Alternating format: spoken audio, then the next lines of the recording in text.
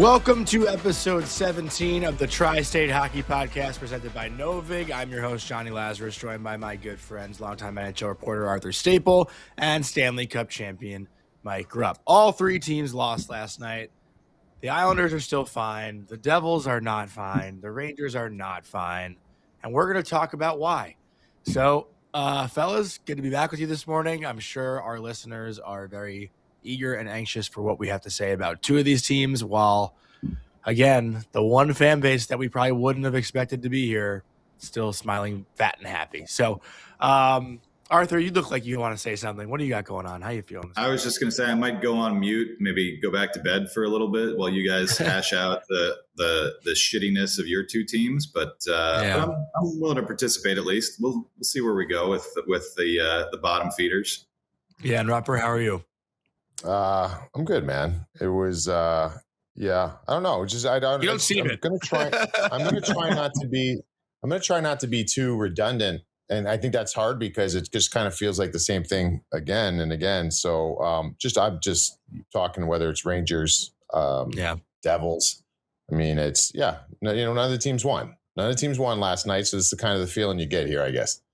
Well, let's check in with one of our loyal callers, which is Jersey John, because Jersey John left us a voicemail. We're going to start Devils today, but I think it's only appropriate that Jersey John sets the tone for today's show. So, Vic, why don't you cue that voicemail up, please? Good morning, fellas. It's another morning, sipping on my Wawa coffee, driving to work, stewing over a Devils loss. I don't know, man. Broken team, broken locker room. I just feel like that Quinn Hughes drama and rumors just divided this locker room.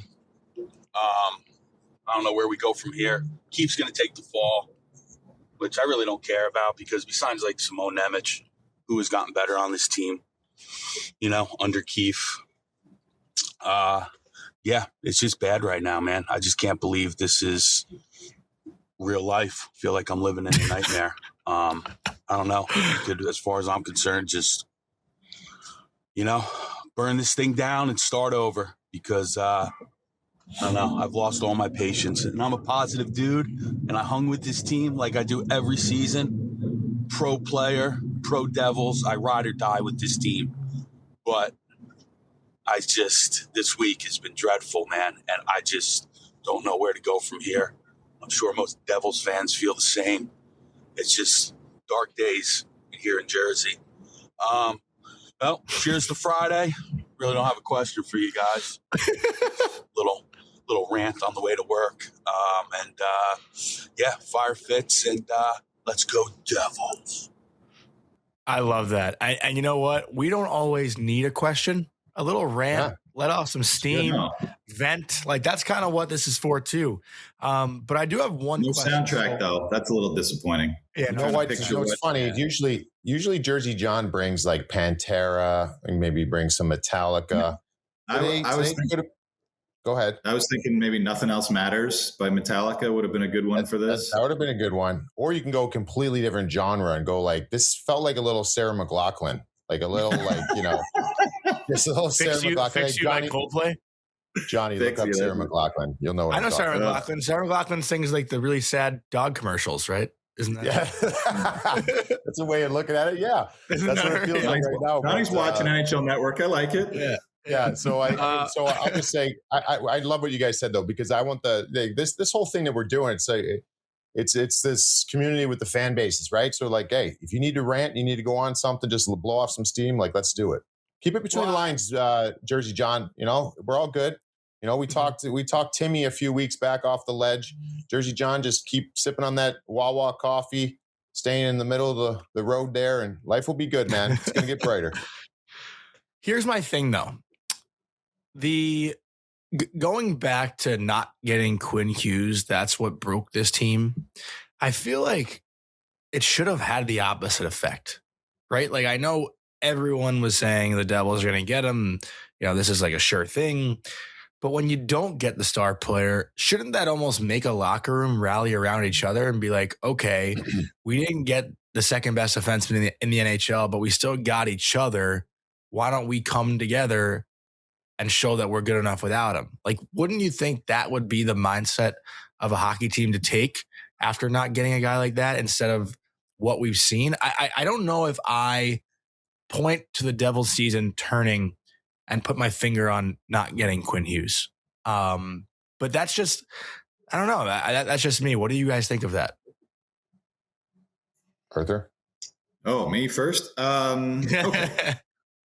Well, it's never one thing, right?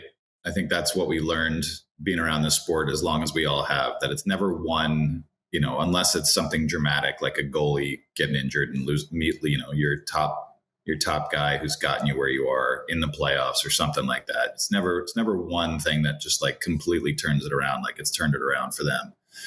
I'm sure it was the injuries. I'm sure it was Quinn, especially the one to Jack, the Quinn Hughes misfire, not adding anybody kind of at that pivotal moment around, before Christmas where they started to kind of tip over into being the real fragile team that we're seeing now. And I think it's just, they seem like they have new problems every week. And I get what you're saying, Johnny, that they should rally around this, but you're seeing it from guys. I think it's a misjudgment of the guys that you brought in terms of an Andre Palat, a Dougie Hamilton. I'm not even talking about the way that they're playing on the ice. It's more, where is the leadership? Why are we hearing about Jack speaking up or Connor Brown speaking up in the middle of games that are going south? You brought some of these guys in to be veteran leaders to kind of bring this young core along and kind of show them the way. And I understand when you're not playing well, it's hard to do that if you're a guy who's historically been a good player. But I feel like when the room just gets stale and Rupper's talked about it and we've talked about it, when you're expecting bad things to happen, it just feels like everybody's kind of got this collective mindset of, we are going to fuck this up. Like no matter what's happening in the game, it's how the game on Tuesday goes from 1-0 early to 3-0 to 9-0 at the end with 2 goals in the last minute and a half, when you should at least be showing some pride and defending your number one goalie. It's this game last night where they put some pressure on in the first period.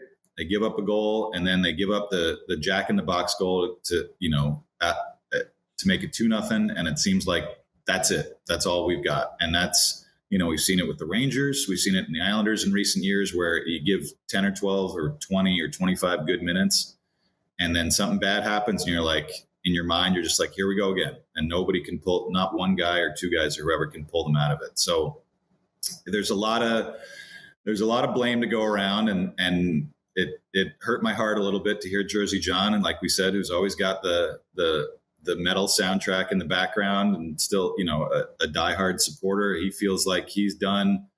There's been worse Devil seasons in recent years in everybody's fandom in the last decade or so. But I think the expectations on this year, the 8-1 start, I think everybody thought, maybe this was not going to be easy, but like it was on the track to go where they wanted it to go. And I think everybody's just completely lost right now from the top on down.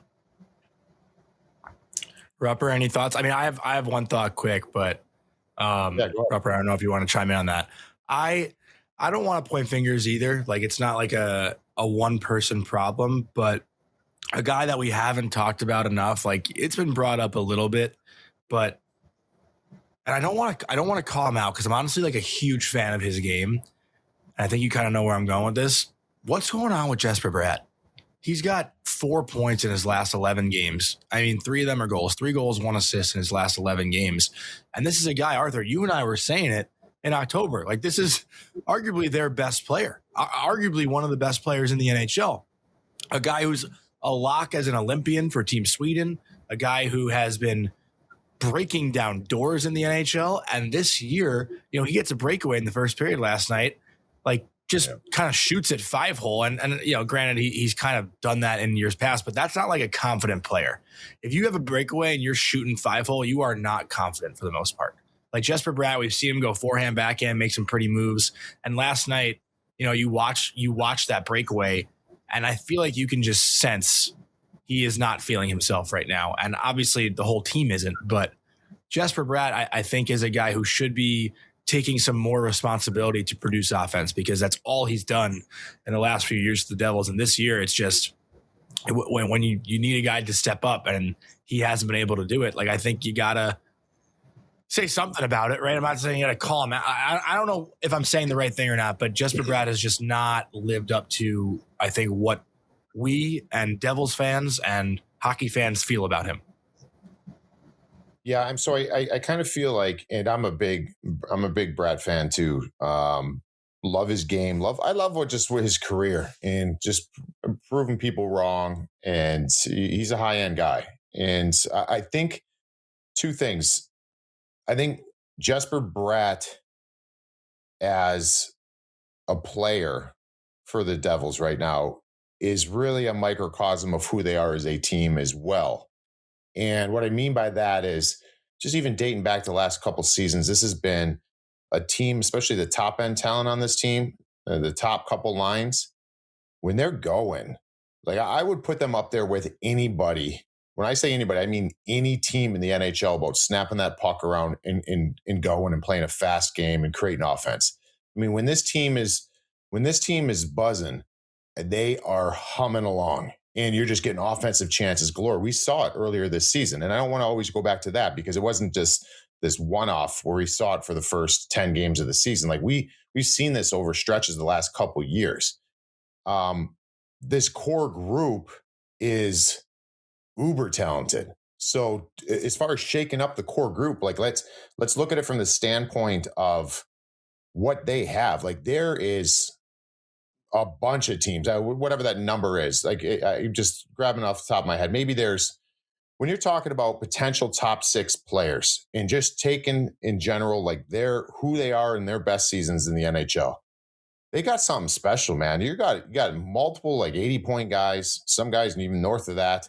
You've got 30 goal scorers. You've got, I mean, there's a lot. And so they've got something special. But the problem for me is, when you allow the Devils to play the way they want to play, they're great. But when you throw a wrench in it at all, and there's any kind of pushback, there's any kind of getting them off their game, and if you disrupt them at all, they're a different hockey team. And that's Jesper Bratt. If you let Jesper Bratt play with the puck and you let Jesper Bratt do his thing, he will eat you alive. But when you start making it difficult, he struggles. And that sounds like a pretty obvious statement. Well, it's not intended to be, because there's other teams who find other ways. And that's what I think they lack personnel-wise with their top 6 and quite frankly, throughout the lineups. I don't think they're getting a lot of reprieve from their bottom 2 lines either. So they're not getting this relief and this pick-me-up from those top guys. And that's the team. So last night's game is an example of it too, that Arthur just mentioned. It's not a group of bad guys. No, man, these are good dudes.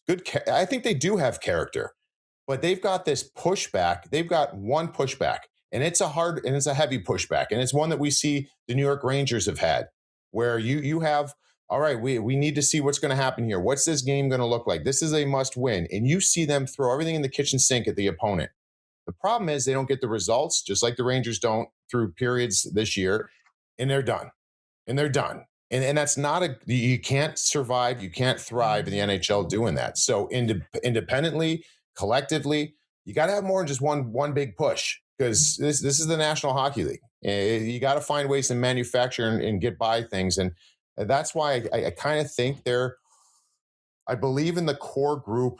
I don't think, and I'm not giving them a free pass at all, because Jesper Bratt's got to certainly be better. Jack Hughes has to be better. And I know he's dealing with something. He's got to be better. I mean, you can go on and on with their top 6, but their complementary pieces are not complementing either. And whether that's the bottom 6 or that's players that are playing with those top guys, that's where I think there's a broken build of this team. And we saw it last night. And we're seeing it with Jesper Bratt. It's going to get harder as this season goes on. And John, you got the quote from Keefe last night, because that was the money shot right there. Well, yeah, I wanted to get to that. Sheldon Keefe was asked by Ryan Novozinski about his job security, and one of the things he said in this minute and a half clip that stood out was, "There's a perception that we were a real hockey team before the work was put in." And the way I interpreted that was because the Devils got off to a hot start, they just thought they were hot shit. It was going to be easy. They were going to breeze by the season, and, they wouldn't have to find themselves throughout the 82 game process, right? Like, this is an 82 game thing. There are teams that lose 10 in a row, that win 10 in a row. Like, a lot can change throughout a season. And the way I think they just expected it to be easy throughout the whole year. And now they're getting, kicked in the nuts a little bit, and they're having a hard time getting up. But I wonder how you interpreted that quote, Rupper, because I know you were pretty fired up about it. Yeah, I mean, I think there's a bunch of different ways of taking it. I took it as a player, and I don't know, you'd have to ask Sheldon Keefe how he exactly meant it. But regardless, I think it's a pretty pointed and on point statement where it's like, basically, we thought we arrived.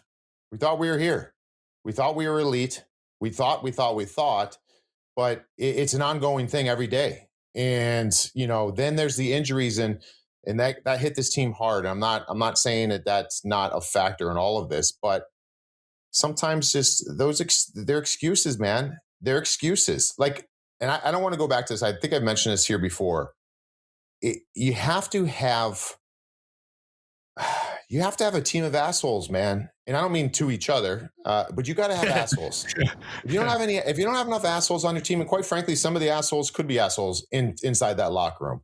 It's not kumbaya. It's not like, hey, we love each other. This is great. If you all love each other and this is all hunky dory, that's a problem, man. That's a problem. I was in Pittsburgh, my second year in Pittsburgh, which would have been like the 10-11 season. That was a year. Winter Classic, Crosby concussion. Remember was it the Steckel hit? Was that what it was? Yeah. So we had no Crosby from Winter Classic, so January 1st on. Evgeny Malkin, I think right around that, I don't remember the time frame, but he had an ACL done. So we had, for half a season, we didn't have our best two players. We had to realign some pieces.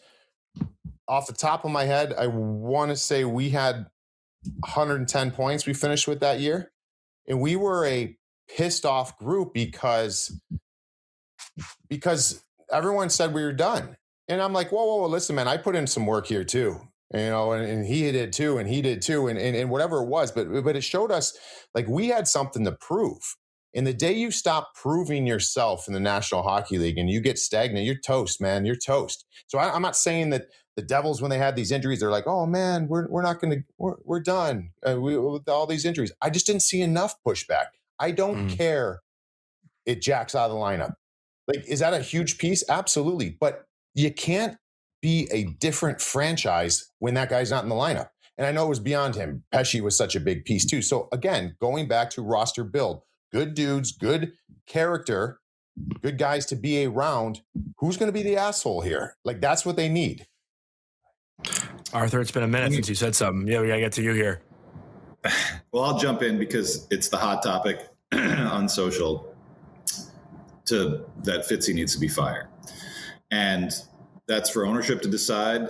I've posted on there. We've talked about it here. The logistics of firing your GM, especially one who's been in charge of a front office that everybody's reported to him, that's been there pretty much, or him or Ray Shiro for however many years, and I get Devils fans, they're pissed off. They're pointing to the Sabres. Sabres fired Kevin Adams, brought in Jarmo Kekalainen, who was already in their front office. And look at them now, 12-13. They're in great shape. The Devils don't really have a Jarmo waiting in the wings here to take over. So that's first off. And especially now we're less than 2 months from the trade deadline. If you're going to make major roster surgery, you're not going to do it in the middle of the season unless you have someone who's already in place who's been having those calls. And I get it. Every Devil fan, every time they see one of the insiders say the Devils are grinding away, trying to make something happen, they all, throw up their hands and smash their computers and stuff. I totally get it. We've talked about that too, how stagnant the league is because it's so tight. There's not a lot of obvious sellers yet. So, I think a lot of people took that Keefe quote as a shot at Tom Fitzgerald for building the roster the way that he did. And he deserves plenty of responsibility for that because it's his team.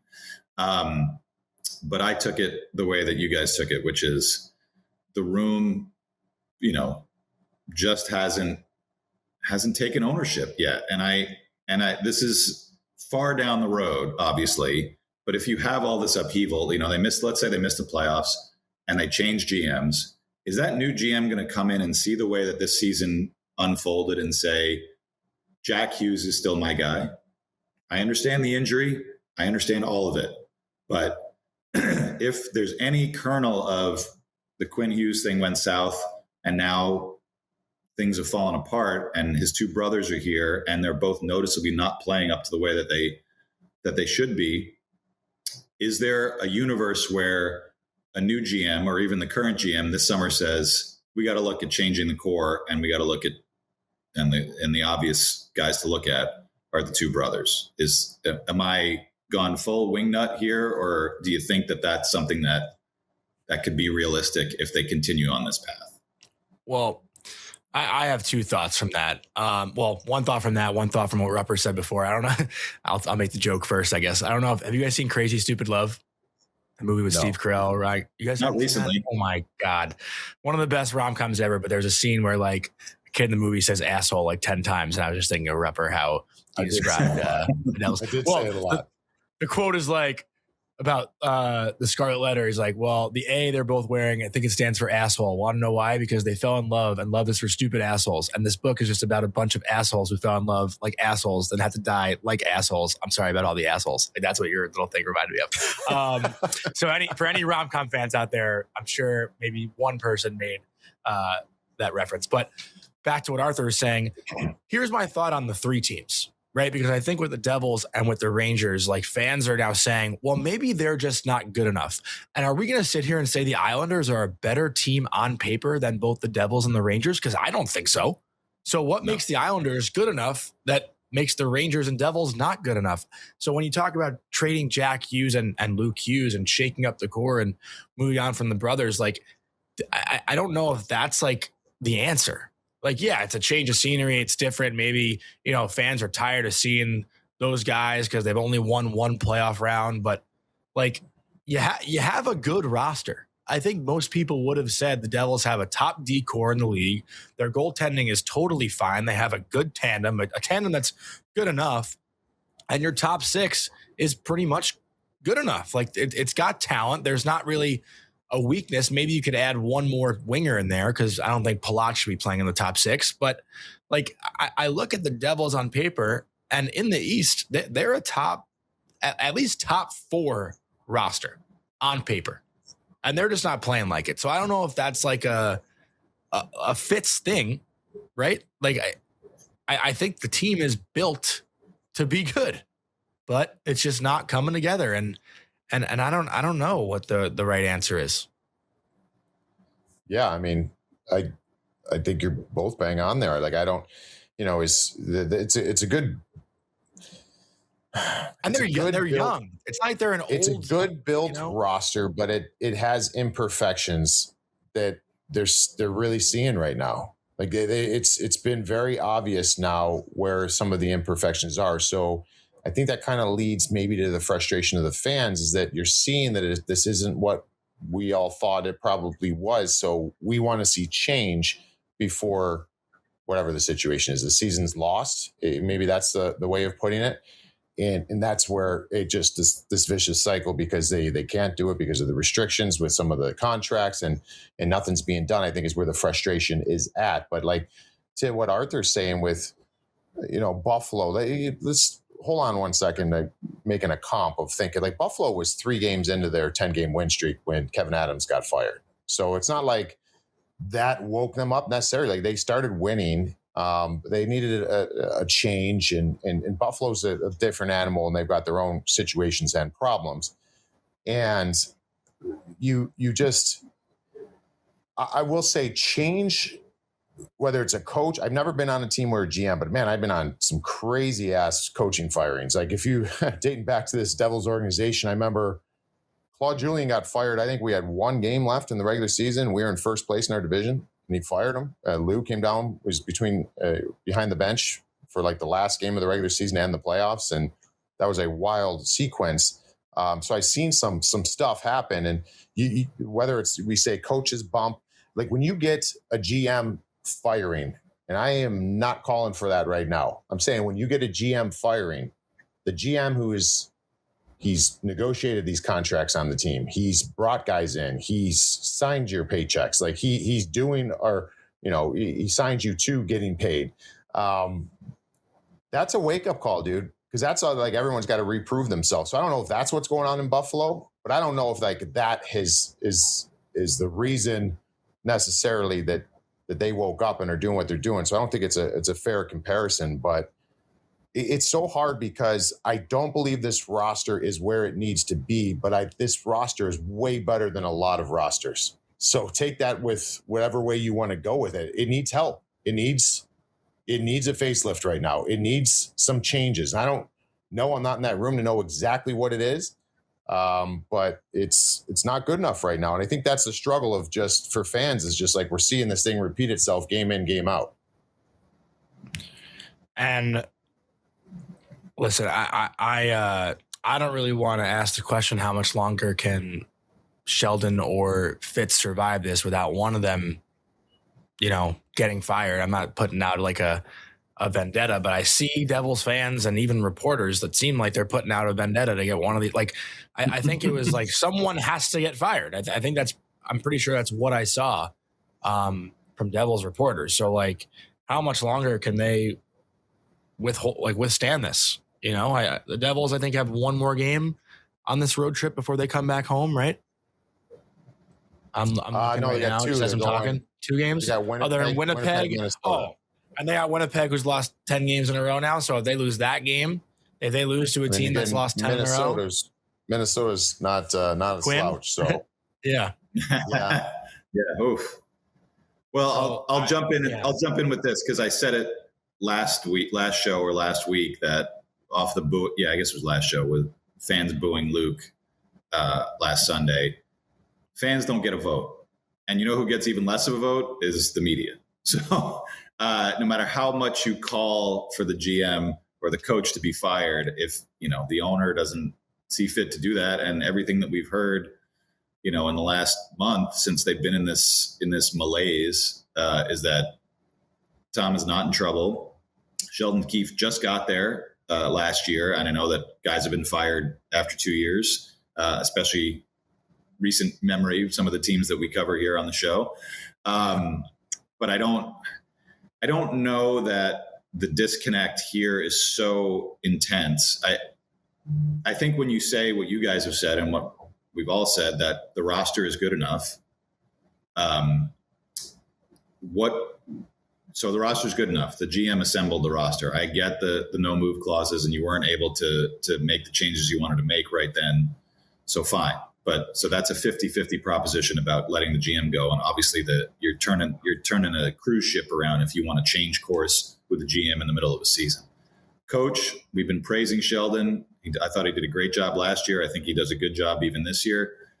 So where are you left to look? I understand you can't change all the players, but that's where I come up with, is it time to get rid of a core player, whether it's Jack, whether it's Keefe, whether it's even Bratt, where you start having those conversations, if you're Tom Fitzgerald, with the blessing of ownership, to say something isn't right in that room and we got to fix it. And if we get a little bit less talented, but we get a little bit more of the asshole quotient that Rupper's looking for, maybe that's the answer.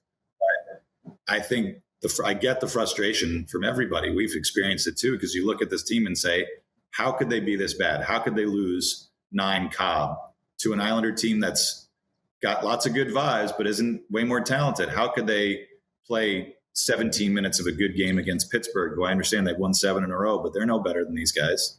So I don't get it. And I get, the next 2 games, man, I might have to close my Twitter account for a while if they lose these two, because it's going to be anarchy on there. If they do lose those 2, like, what does the Prudential Center look like next Wednesday night against the Kraken? I got to imagine it's fire someone chance going the whole game on home ice. Yeah. Booing, fire Fitzy, fire Keefe, whoever. Sell the team. Yeah, we'll get it all.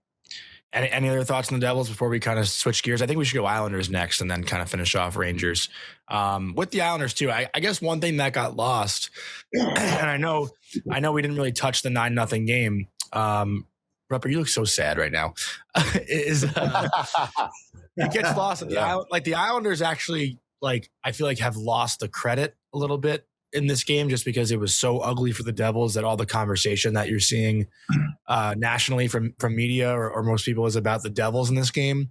But like kudos to the Islanders, like they took advantage of a team that they knew was fragile. I don't think the Islanders necessarily outplayed the Devils, but they capitalized on their chances. They kept their foot on the gas. And again, like this team continues to do things the right way. Even in their loss last night, it feels like they're doing things the right way. And I think that's been the biggest takeaway for the Islanders group this year, right, Arthur, is like no matter what result you get every night, you're still seeing the same process or the same effort, the same team, the same consistency. So what do you make from the 9-0 game and how they've kind of carried that into the game in Nashville last night? There's just because we do this show, I watch 3 teams as closely as I can watch. And we have moments, and we'll get to the Rangers, where the game against Utah where Shesterkin gets hurt and Fox gets hurt late in the game. But Shesterkin gets hurt when JJ Peterka drives the net. There's no contact, but he's driving the net hard. Quick comes in. The Utah continues to drive the net hard. Again, we don't see anybody picking Quick up there to just put a glove in somebody's face and say, hey, knock that shit off. Besides the Devils, himself. Right, besides Jonathan Quick, the 40-year-old guy. So good. The Devils do have some spunk on that end, but they're obviously super fragile. And they let these little twists and turns of every game that every team experiences get to them. Islanders don't let a lot bother them. And whether that's the message that Patrick Waugh is giving out, I think we talked about it a little bit here, that he's changed his approach in the offseason. I think, kind of a little bit more of a positive message. I think he's understanding what the modern NHLer is about a little bit more than he did in his first go around in Colorado, which is a good change for him because his future was not guaranteed when Matthew Darche decided to bring him back. And we're seeing it, whether it's Barzal, Anthony Duclair, healthy scratch the 2 games before the Devil game, comes in, and he's a guy who, he's been a scorer, has been really streaky throughout his career, bounced around a lot. And I think he's understanding too, I've got a role here. And whether it's getting 9 minutes on the 4th line, or if Matthew Schaefer gets roughed up and I'm on the ice, I'm going to jump on Nikita Zadorov's back and pull him off, or scoring 5 points, including a natural hat trick straight from the press box. You see guys being very accepting of what it takes to win. And this is I've covered the Islanders for a long, long time. This was an Islander ethos in like the mid 2010s when they kind of finally started to turn things around, that you're on a good team. You do what the situation dictates. You don't say, well, I'm a top 6 guy, so I'm not going to fight, or I'm a bottom 6 guy and they don't really need me to score goals. You're like 9 goals in that game with no Bo Horvat, and Kyle Palmieri's out for the year. Those are 2 big scorers. Anders Lee didn't have a goal in that game, I don't believe. It's Duclair with a hat trick, Casey Zizekas with a couple. And most importantly, they're gunning for it with 90 seconds left. I think they understand that you just never stop. And, the Devils looked like they wanted to be anywhere else but UBS that night. And the Islanders were like, we don't give a shit. We're going to play hard and keep scoring. They're coming off the emotional high of the game, beating Toronto in overtime with Schaefer having such a great game. And Schaefer really wasn't a factor in that Jersey game. So Islander fans are not watching the Rangers and Devils saying, like, look how much harder the Islanders played than the Rangers or Devils. We're the ones that are watching it. So that it almost feels heightened for us that the Islanders play with heart, they play with balls, and it's such a stark contrast to what we're talking about with these other 2 teams and a lot of other teams in the league. So, yeah, they're not a top talented team in the league, especially missing Horvat. Palmieri's out for the year. Everybody's got these injuries to deal with, and they don't care. And we're here talking about Devils play differently when Jack is out, or Rangers missing Adam Fox. They're trying to play a different way, or missing Igor. Like, Islanders just go play. Their goalie, who's probably the leader in the clubhouse for the Vezina, was out for 2 weeks and they didn't miss a beat. And There's just a lot to like, and I don't know if it's going to lead to anything, but it puts a smile on your face for sure.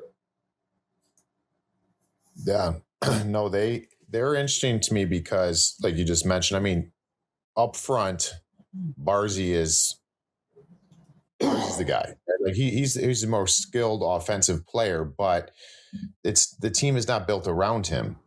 And we could probably say that because this isn't a team that generally scores a ton of goals, where it's not, they have to find other ways to win. Like they have to find other ways to win because that's how their roster is built. And this is a roster that's been built that a lot of people, Islander fans, the ones that I've been friends with at least, that have been just, what are we doing running this group back every single year? And, you could say what you want about it, but they've got a group of guys who do whatever it takes and find ways. And it's not built around one thing.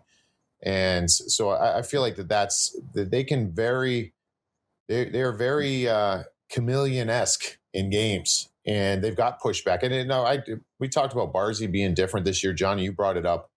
I just, even watching in that game in Nashville, just he's always had some spunk, but I feel like everything's at a different level for him right now because I think he feels that they've got something here.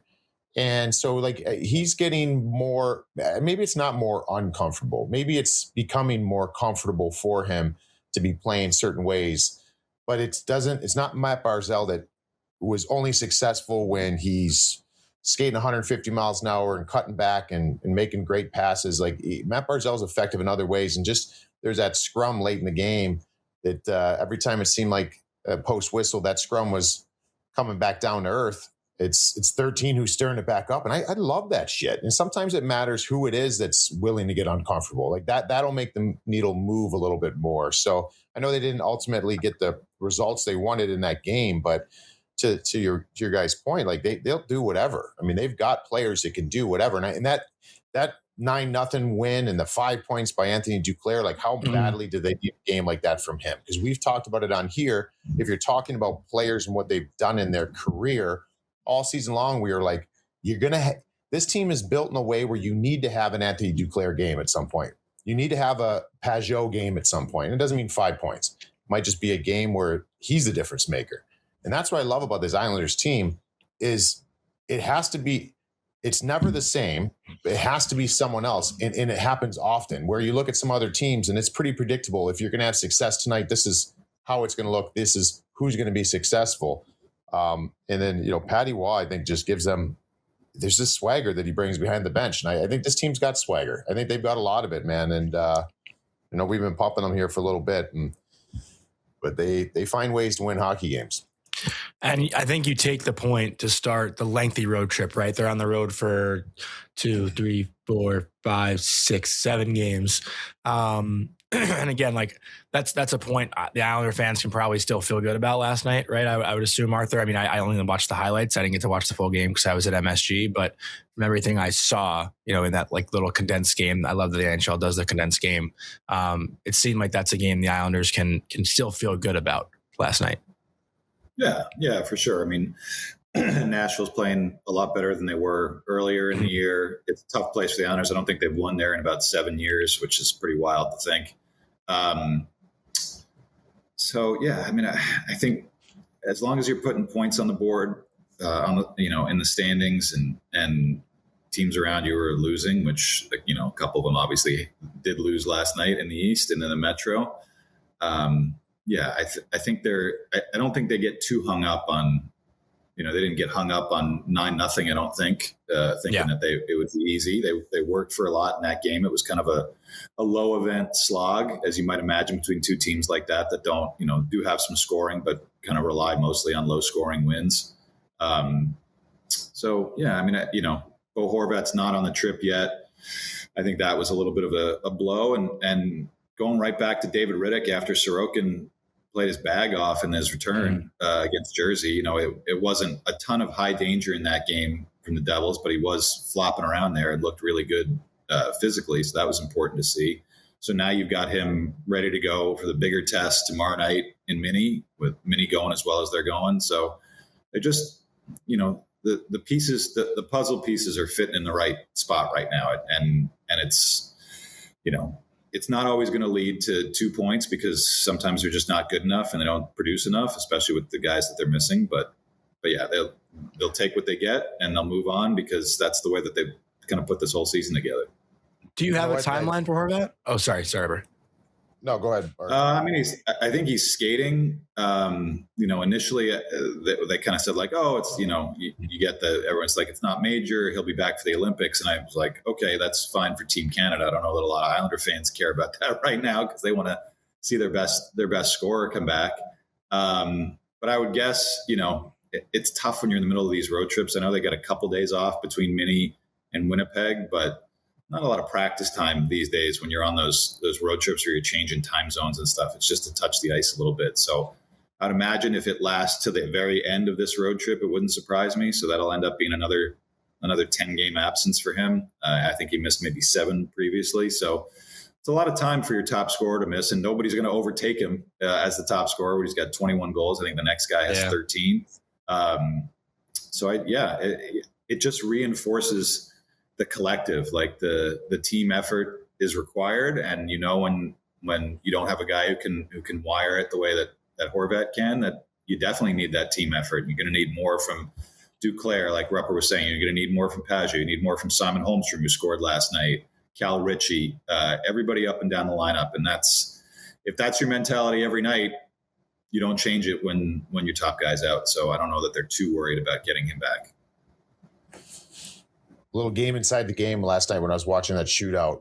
I didn't realize that Heineman was 3 for 4 in the shootout this year. And I was like, oh man, here we go. Like, can you imagine, like, if that number, he missed it obviously, but like if that number goes to, if he gets from, what I say was 3 for 4. So if he went for 5, like that's pretty, I don't know, man. Like that's a nice factor because they have these weapons, they have these pieces, and Horvat's the shooter. But Heineman started off on fire, and then he's having himself a really good season. He's a shooter too, I'd say. Yeah, big time. So now you're starting to have established shooters. So I guess my point in all this is that they have a build and the type of personnel, because they're doing it, where you have pick-me-up games. So they're just, it's not on Matt Barzal. It's not on him. It's not on Bo Horvat. It's not on Matthew Schaefer. Like they're a hockey team. That is a hockey team right there. And we'll see what they do. But they've been, of these 3 teams, we've said it to nauseum. I think that this was the one team we probably thought was going to give us the least to talk about them. Maybe we talk about them the least because they look good. And there's so much, so much turmoil with the other 2 that we end up speaking so much about them. But the Islanders, man, they're a good hockey club. And let's see how they navigate this road trip. Well, we do have a voicemail, I believe, about Matt Barzal. So, Vic, if you can please cue that up, and then we'll get into Ranger talk. This is from Brett. Hey, guys, what's up? This is Brett from Long Island, big-time Islander fan. Grew up going to games with my dad in the late 90s, early 2000s, where I felt like we were the only 2 people in the building. It's been a long journey, and it's finally getting exciting. Staple, have been following you for years. I'd love to hear what happened at the Athletic. It started with coverage all the time about the Islanders, and then it just totally dried up. Now you have Shayna Goldman making a couple sentence posts every now and then, and she's great, but no real dedicated Islander coverage anymore. But this question or comment is more towards Rupper. And a couple pods ago, he said that Barzal is more like a mixtape player. And off the bat, that resonated with me because you're looking at him out there. He's got all the talent in the world. He makes very flashy moves. Sometimes he's on the perimeter. He gets tripped to the puck. All those type of, cliche criticisms that he gets. And my wife asked me if he made Team Canada. I was like, he's great. We love him. He's not that type of player, though. And I started thinking, I was like, but he was that type of player for us in the playoffs. Throughout all of his playoff career, he's been very solid. I started digging up the advanced stats, and it's like, his Corsi for expected goals, high danger chances, they're all very good. It makes me think that, maybe during the regular season, he's not putting up the points like the McKinnons and the McDavids. But come playoff time, he's a guy that you want on the team. He's skilled. He can make a play happen out of nowhere, and he plays smart hockey. And right now, he's not bargain bin Jack Hughes. Curious about your guys' take. Really good voicemail. I like that one. I feel like none of that was directed to me, so I'm gonna back off here. I mean, listen, Law, I appreciate the call, Brett. I'm pretty sure we can check the tape. I'm good with that. And I would be glad to stand corrected here, but I'm pretty sure I said that I used to view him as an N1 type player and was just kind of this flashy player that didn't have a ton of substance after that. And I think the point that I was trying to make when I said that was that he's different now, and he's starting to see him take another level. I think this year is a completely different level. I mean, you start looking at his, pretty good playoff numbers. As far as just the playoffs are a different animal, you never know how high skilled players are going to adapt to it, because it's not always a smooth transition. But Barzy's like, I don't know. It was just tough because I think he came up in an organization at a time when it probably was, I don't want to say miscast, because teams would drool to have a talented player like Matt Barzal. But for what the team did under a Barry Trotz run team, the way that team was built, it wasn't obviously in a situation that he would be thriving. I think he took a lot of hits because of that. I give him a ton of credit. He's put the work in. I mean, there was times, man, I remember watching the power play in key situations. I remember, what year was it? It was it was in the playoffs where it's like you got power plays and he was just doing his half wall circling.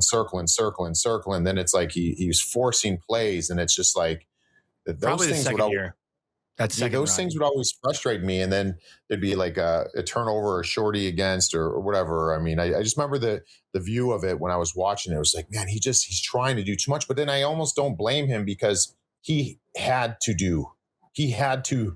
be the guy to get offense, because it wasn't a team that had much of that. And so I will. I love Matt Barzal's game. I will say this though, different players.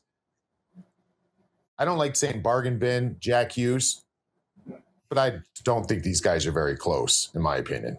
Like I don't think these are close players at their top. If both guys are healthy and at the top of their game, I think there's a significant difference between a Jack Hughes and a Matt Barzal. Now, Islander fans, you can tell me I'm dead wrong and I don't know what I'm talking about or whatever. When I look at those two guys, I think Jack Hughes has a different gear that we have not, that I don't think Matt Barzal necessarily has. Arthur, you go. Yeah. I mean, the part about the playoffs, I think is pretty accurate. I think there's a lot of guys, even current Islanders, who raised their game. Those back-to-back semifinal runs, again, they were not the most talented team in most of the playoff series that they played in, but they still won because they got such clutch scoring, whether it was a Josh Bailey, who's one of the better playoff performers for the Islanders and maybe even in the league, kind of in that era in terms of points per game. Brock Nelson was a big game player.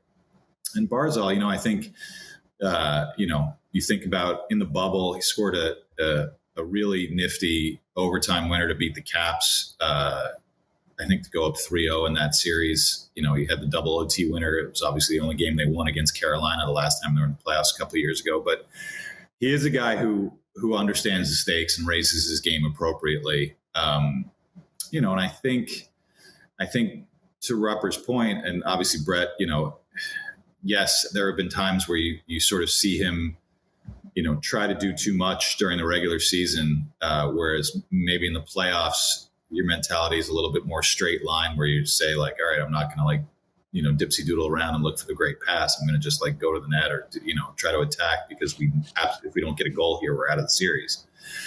So I think that helps his mentality, maybe sharpens it a little bit, like with a lot of good players who have his kind of skill.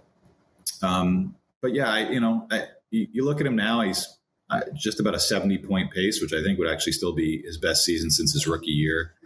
This may be what he is. He may be a 70-point guy, even if he wasn't on this team. Maybe it'd be better if he was on, in Edmonton or Colorado playing with those guys. But,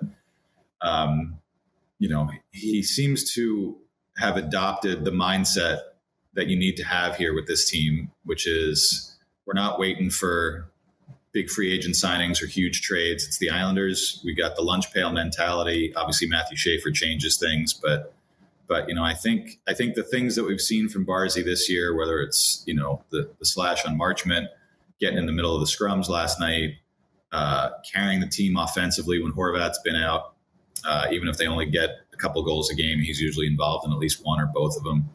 I think you're seeing the maturity level to understand it's not all about, I got to get 95 or 105 points or else I'm not going to be happy. I think he's understood that happiness comes from a different place when you're in the NHL, and he's embracing it now. So I just want to tag what you said there, because I think he's a way more complete player now, and just finding ways. And that's kind of what we talked about with the Islanders. They're a team that what do you need? And Matt Barzal's turned into a what do you need player, where I think he was once revered as I'm going to do me. I think that's how whether that's accurate or not, that's how I perceived him. And when he first came into the league, it's like, this is what I do. And I understand that because he's had success getting up to that point, doing those things. I think the one thing, I'm just trying to wrap my mind around why, and I think for how high skill he has, it always leaves you wanting more, because he does things that a lot of players can't do that. So I think when you see him be Matt Barzal and see these uber talented plays, you would think to yourself, that's a 100-point guy in this league. Like that's a guy that's going to be up early in his career when he started. This is going to be a guy who's going to be in the Art Ross conversations every year. And that's not the case. And that's fine, but I give him a ton of credit because he's adapted some other things. He's got all those other attributes that he didn't have once before. And quite frankly, Matt Barzal learning all those other things, it's probably more valuable and better than some 90-point guys in this league that are all very one-dimensional. So I do love that about him. I'm just still trying to wrap my mind around why he doesn't get enough love. And I think it's still because of he's only scored 20 goals twice. You know what I mean? Like the goal scoring, I think, is where he doesn't seem to be a dual threat in scoring goals. Man, if he was ever able to have like just a season where he pops goal-wise, it changes a lot of different things. And I'll go back to Jack Hughes. Like Jack was kind of that too, but then Jack had 43 goals, man. So it's like he had that pop. Patty Kane, who got his 500th last night, Patty Kane came into the league, pass first guy. It wasn't until Patty Kane became like a 30-goal man where it was like, oh shit, this guy, like, how do you defend him? And I think that's the one thing with Barzy, and maybe it's misguided, but it's his lack of goal scoring, I think, in people's minds, what holds them back to how great he actually is. Well, I'll tell you what it is too. I think you didn't see Barzal doing like anything media wise, or didn't see him showcasing personality. Like you didn't see the stuff away from the rink, I feel like, with Barzal in years past also, right? Like, he's been doing shows, he's been more out there. And I know that's not what everyone cares about or what hockey fans care about, but I think that stuff goes a long way too. Like seeing Barzal going to the US Open, seeing him do, I think like that Frankie Borelli golf show he did where he talked about like the hole-in-one. Like I think he's more comfortable putting himself out there more too. And I was just looking it up while you guys were talking about like the leadership stuff. He had a great quote with Ethan Sears at the New York Post. I guess Ethan was asking him about like how he's formed into this leader now with the Islanders. And he said, I think at the end of the day, I've never really had a younger guy to necessarily do that kind of stuff. I've usually been the younger guy getting picked on out there a little bit. I don't know. It comes with time, I guess. Being in the league, seeing a younger guy going through his experiences a little bit when I was that age, knowing what it meant to me when guys stood up for me. Tons of guys have done it this year for Schaefer, other guys in the team in general. But I guess that was just my turn to do it. Like, I guess that's in relation to the Marchment stuff, but like maybe seeing Schaefer and having that younger guy has given him like these protective instincts, and maybe that's just changed his whole aura and his whole being, where he's not the young guy getting picked on anymore. He has to, be the antagonizer a little bit. But I think it's a mix of things. Like I do think like the Islanders, kind of hiding their players from media and not you've been seeing Jack Hughes stuff for like, look at how many things Jack Hughes has been doing for years, whether it's like Bauer ads, just, all these other kind of things that they were doing outside the rink, that you haven't seen really from the Islanders in years past, that maybe there was no reason to talk about them, because they had that boring narrative, but now it's not boring anymore. So you're hearing it more. I think that's a big part of it. Sure. Yeah. All right, but is that it for the Islanders? We can go Rangers. We only got like 15, 20 minutes here to cover the Rangers. Last night, again, a game where I thought they come out really hot. They have a good first 2-3 minutes. Then Buffalo gets one chance and it goes in the back of the net. And that's been the story of the Ranger season, I think, where they put together 2-3 good shifts. They get nothing out of it, and then it bites them in the ass. But I don't know if there's like one specific thing I want to ask you guys about the Ranger game last night. We could all point to that turnover by Alexis Lafreniere, Matthias Samuelsson, who had a hell of a game for Buffalo last night, go short side on Jonathan Quick. Here's what I ask you. I got a lot of responses in my mentions that like Quick has to come up with that save. I don't know why the goalie's going down. Samuelsson doesn't have a passing option. He goes short side, shorthanded goal, sucks the life out of the building. I actually pointed at Lafreniere. And I said, you have a double minor. You have all the momentum in the game. You have the fans behind you. You got to know you got to get that puck down low. You can't roll up high and just throw a soft pass to the middle of the ice like that to start a power play. And then look at the effort on the back check. Like they just give Samuelsson the free shot. I mean, where do you guys go to point a finger? And maybe it's like that. That's not a play where it's a 5 guys on the ice thing. That to me is a horrible turnover, a lousy back check, and you give a guy a free shot and he makes the most of it. What do you guys think of that? I think the body language on it, though, what I mean on that is I think both can be true. I think it was a terrible turnover in a part of the game where this is your opportunity to grab a hold of the game. So the turnover was bad. That goal can't go in. What I mean by the body language, if I'm actually okay with Laugh on the back check, because that tells me, I mean, you got Samuelsson outside the dots, I believe, or he's below the dots. Like bottom of the circles, basically. Yeah. Is he outside the dot lane? Vic, see if we can roll that back again. But the body language, so he's just looking over his shoulder to pick up the next guy.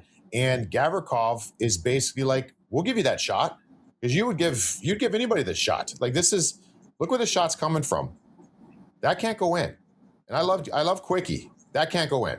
That is a backbreaker. And I think you see like the body language is like, yeah, take that one. That's a gimme shot. We got everything else covered. Lafis doesn't need over back check. He's looking around. But the turnover was horrific. And that's where you need a goalie to make a save. So it's just, that's kind of the point that when not to go back to the Devils, but how we said these two teams are kind of similar in regards to, there's like a one moment in the game that's mismanaged and it's done. You're done with. You're over, and that's the Rangers this year. So Laugh's got to be better there, man. Arthur, yeah, I'm with you. Terrible turnover, terrible goal. That's when we look on Clear Sight Hockey on Steve Valiquette's site. When I check that out in an hour, that'll be a low danger goal, and that's usually spells the end for a game when you give up one of those, especially in that kind of situation. So, but yeah, I get it with Laugh. We're looking for signs of life, and I thought we saw it in the previous couple. He had a great Winter Classic.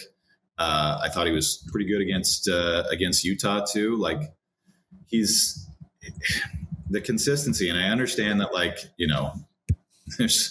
You see the little clips of whether it's a Ranger fan posting something that Macklin Celebrini did or Connor Bedard did, where they're just like, and we've got our number one pick here. It's maddening. It's just luck of the draw, basically.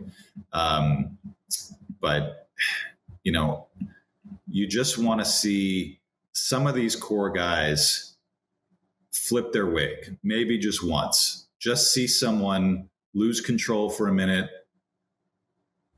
get pissed off, not smash your stick on the bench or whatever, but just, go out there and, you don't have to take a dumb roughing penalty in a 1-goal game in the third period.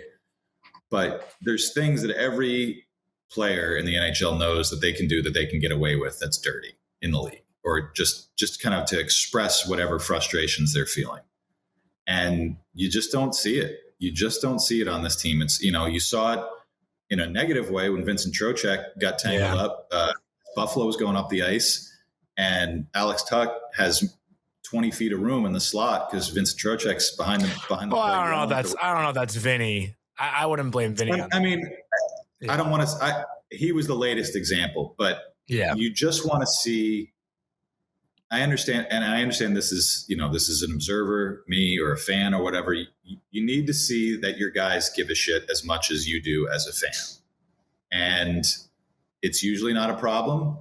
But I think coming off the Utah game, where you saw the Utah, the Mammoth forwards were cutting the net with impunity, and no one was giving them a stick in the ribs. No one was doing anything until Jonathan Quick, and I feel like we've had this. This is Groundhog Day on the show. We've had the same conversation when the puck that went in the empty net after the whistle, he came charging off the bench. You got to have someone out there that's going to say, and not drop the gloves, just go over and say, don't fucking do that. Don't try to embarrass our team. Don't try to take liberties with our team. And I'm still surprised with the group that Chris Drury has assembled, and with a coach like Mike Sullivan, who loves to see that kind of emotion, that we just haven't seen it from pretty much anybody outside of Sam Carrick or maybe one other guy. It's for me, it's pride. It's having some pride, And there's just two of the three teams we're talking about seem to lack that at times. And that to me is what keeps the negative or the valleys going deeper. And this is not good. It's not good. And you can't look around in those situations. I'll say it again. Sometimes it means more when other guys do it. Like if a Matt Rempe does something, or Sam Carrick, they need to do that. But sometimes I wanted Vinny to drop the gloves last night so bad. He was going at it with Peyton Krebs, and they were face to face, and I was like, he was going at it with the referees. Like he was all over the ice. Like a lot of emotion, a little at times I think misguided emotion, but I'll take some emotion. But when you're talking about any of these teams, that's what I always go back to here, Vic. I'll throw in the Toronto Maple Leafs for you. What would ever happen one time if Austin Matthews broke his stick over someone's shin pads? You know what I mean? Like as a teammate, I would be over the moon. Like what happens if Artemi Panarin just put a cross check in someone's teeth? Like, I'm sounding a little barbaric in these situations, but my point being is when guys like that have enough, a metaphorical cross check to the teeth. No, I'll take a real one. Or just depending on who it is matters. And it doesn't have to be them. It needs to be somebody. But in those moments, those are penalties you kill. And in games, if you lose, if someone goes in there and stops up on Shesterkin, go take a dumb penalty, dude. Go take a dumb penalty and send a message, because it's when you don't, and we're sitting here and people are talking about it, and you start questioning things, and everyone's looking around like, who's going to do something? That's a problem. I think another issue. It's funny too. Sorry, I'll jump in real quick. Yeah, it's funny that last night was kind of the centennial. Who was the fan favorites from over the years. Yeah. And I'm disappointed that our co-host here was not among the fan favorites for the Rangers, but that's for another day. But you see guys like, Darren Langdon was a guy that I watched when I was younger who, enforcer, but also a guy who, would mix it up. Everybody's favorite, Sean Avery, was there. Nicky Fatiu, going way, way back to my very young youth. Just on a night like that, when you've got guys that the fans loved, no matter what they did, whether it was crossing the line or not, and then you go out and have kind of a blah game like that where nobody's standing up for each other necessarily. Come on, it just sort of highlights how far they've fallen into this mediocrity and kind of nobody really giving a shit stage of the franchise. And it felt like there was almost more of a spotlight on it because those guys were being honored before the game. I don't know if you guys... Can I tell a story real quick on Fatiu? Yeah, let's do it. I got a Fatiu story. When I was playing for, he was awesome. That's one of the cool things, I think, especially playing for an original six team, which, I played for six teams in the league. I wish I would have had an opportunity to play for another original six, just because it's different, man. You have just the Rangers are so great with having the alumni around, guys who played in a different era where it was different time. And in this story, we'll tell you that. But I remember playing for the Rangers, and a lot of times post game, for the fans that don't know, when you come out of MSG, at that time, I I had to park in the parking garage across the street. Usually guys would go to loading dock and they'd move the cars and bring the cars back over to the ramp, and guys would leave. But I had a big lifted pickup truck that I couldn't fit in that way. So I had to go in the backside of the garage. So I had to walk across the street to the garage, and Fatio would meet me sometimes and he kind of break down the game. And it was cool. But I remember one time coming through there, I got in a fight in the game and I got a bad jersey burn. You know, it's when the jersey gets pulled and you just get that. It's like literally like a rug burn almost, or a line. It almost like a paper cut kind of, right? Yeah, it'll cut you across the neck, and it was nasty. It went from like the back all the way to the front. And so I'm walking through, and Fatio comes up to me. He's like, Ruppy, can I talk to you for a second? He looks at my neck, he pushes my head to the side, and he's looking at it. He's like, oh, that's nasty. He's like, know what you need to do? He's like, do you ever use Vaseline? I'm like, use Vaseline? I've seen guys put Vaseline, like boxers, on their eyebrows in the NHL, and like just to ricochet some punches or whatever. And, you know, I never did that. I don't think I fought enough to do that. And the game's changed a little bit, but he goes, do you ever use Vaseline? I'm like, for like what, on my face? He goes, no, man. He's like, I used to take Vaseline, and you just take your hand, just dip it in there and just smear it all over your jersey and where the guy's going to grab. I'm like, wait, you just daub up your jersey with Vaseline? And he's like, oh yeah. He's like, guys can't grab on. He's like, they can't grab on. Put it all over. That's actually genius. He goes, you don't get that jersey burn. And then he started proceeding in the fight. He's like talking about like getting behind the guy, and like, I'm like, oh, you want like a street fight? Like, dude, I'm like, hey, Nick, I'm like, the game's changed a little bit. I would love to do that. Actually, I'd probably get suspended for a long time, but I loved it, dude. Running into him in the garage, just hearing some of the old war stories and the way he saw it. He's like, dude, just go get big tubs of Vaseline and just load up your jersey. You'll never lose a fight again. That's good stuff. That's good stuff. He's a beauty. We do have 2 voicemails to get to quick, just in regard to the Rangers before we wrap up today's show. So, Vic, why don't we cue up that first one from Jay? Hello, gentlemen. This is Jay, long time, big time, long suffering New York Rangers fan. And I just want to say on behalf of probably about 99% of Ranger fans that Chris Drury is very lucky that the New York sports media basically doesn't care about hockey. Otherwise, he'd be right up there with Joe Shane and David Stearns. And actually, he's worse than those two, much worse, probably. Ranger fans are probably screwed for the next several years, not only because the Rangers are probably going to be garbage. I mean, maybe not, hopefully not, but good chance that happens. But not only that, the Islanders with this guy Schaefer, who might turn out to be one of the greatest hockey players of all time. Watch them win multiple Stanley Cups. That would be so Rangers if that happens. So anyways, love the show, and thank you very much. So is that a Drury conversation, I guess, from Jay? I guess so. That was like the Jersey John for the Rangers. Yeah. It's kind of fun. It's kind of fun though, in some regards, for Islander fans that are listening to this, where doesn't it feel good to know that Ranger fans are worrying about you guys?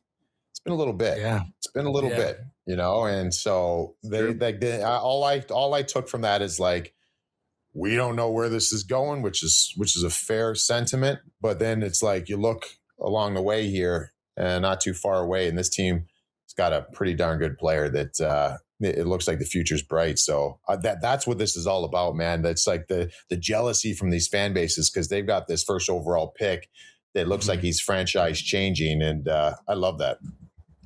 The thing with Drury and the Rangers though right now, like I think a lot of fans are hung up about the James Dolan WFAN interview that he did with Carton, right? That's who, Craig Carton, is that his name? And I think it's like, okay, when Fox and Shesterkin go down, perfect time to just mail it in, you know, understand this team is not good enough. I think Ranger fans actually prefer to see the team lose right now over these next, 10 to 12 games. So they can come to reality and say, like, we are not good enough. No reason to go for it. Let's turn things around and change it up here. But that's just not the mentality of management right now. It's not the mentality of the owner. They want to go for the playoffs. They are in this to try to figure it out where they can put together a team that can win. That's why they brought Mike Sullivan in. That's why they extended Chris Drury. But, last night, and again, I know that Fox and Igor aren't playing. Last night, you kind of see that the Rangers just aren't good enough. And it's not, I didn't think last night was a effort issue.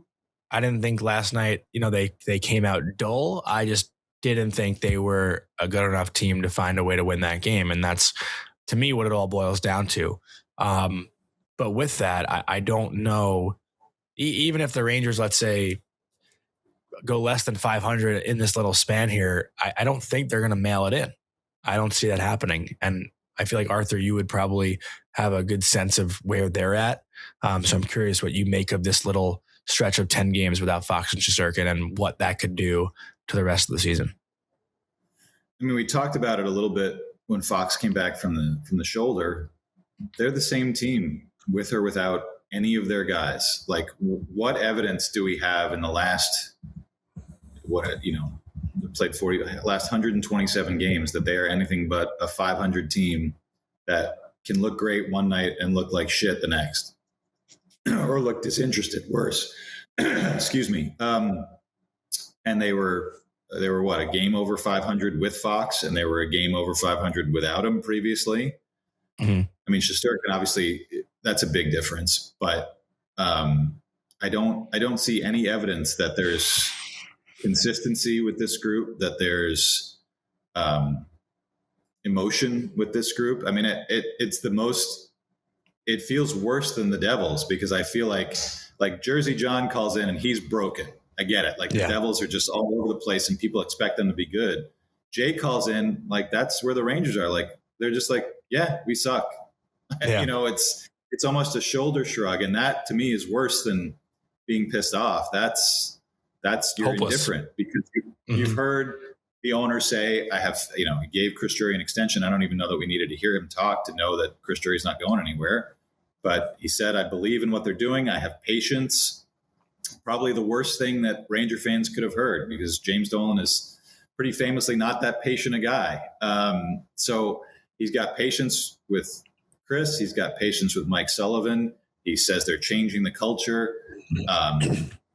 And so here we are in this stretch of a year plus now where they've rolled over, 50%, 60% of the core of this team. And I don't see any evidence that anything has changed as far as their outlook. And that is a pretty damning indictment of where we are with the Rangers, that, like, they could suck for a few years. They could be good. But I think what we'll see, unless something major changes, is what we're seeing and what we've been seeing for a year and a half, which is one step forward, one step back.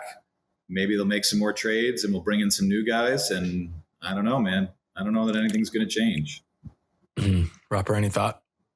Yeah, I just think that maybe it's not what the fans want to hear, because the fans want to see a reaction one way or another. They want to see this team all of a sudden snap out and be a team that's on a run to make the playoffs, or they want to see some big changes being made.